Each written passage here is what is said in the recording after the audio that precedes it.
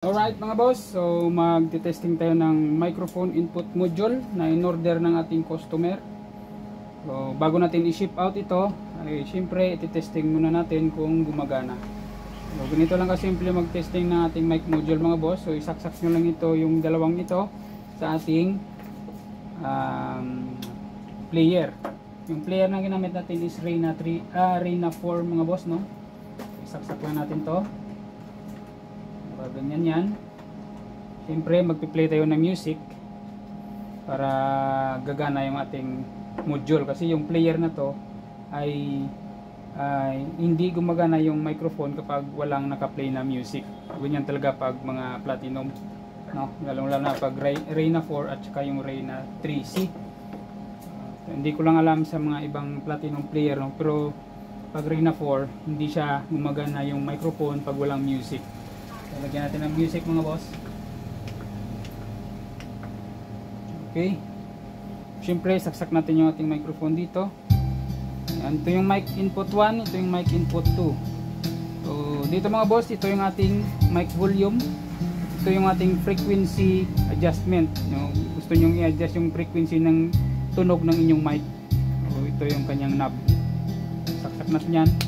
So yan, walang lagitik, no? Hindi tulad sa mga nating mga videoke, no? Yung ibang videoke na kapag sinaksakan ng microphone naglalagitik. Ito wala. Ito yan, kahit naka-on yung mic, ito naka-on siya. Kunin natin, yan, walang lagitik. Yan, possible yung natin syempre yung mic natin. Alright, testing natin. Check testing. Mic volume nya. Testing, hey. Testing, hey, sound check. Hey, testing, sound check. Hey. So, try natin ibahin yung frequency ng microphone. Check, hey, sound check. Hey, sound check. Hey. So, nag-iba yung tunog, nagiging ma-bass siya kapag pinipiyat natin tong volume control na to sa ibaba. Check, hey. Check, hey, testing, sound, check, hey, mic, check, testing, sound, testing, hey. Sa mic to tayo mga boss. Check, hey. Check. Check, hey, sound. Check, hey, sound. Check, hey, sound, testing, hey, check. Good.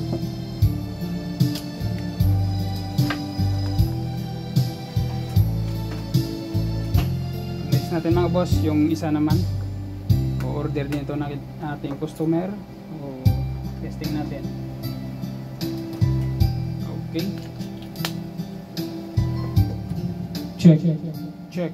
check the sound, check the sound, check the testing sound. Okay,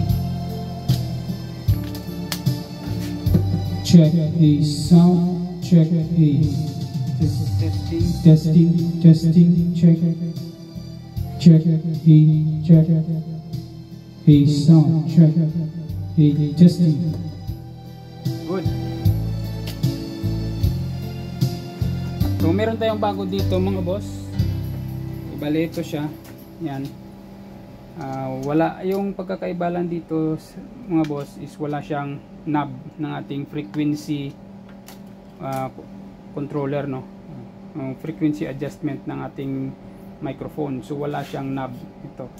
Gagawin nyo dito is pipihitin nyo lang ng flat screwdriver para ano, no, pag sa rintahan, no, hindi na magalaw ng mga customer natin.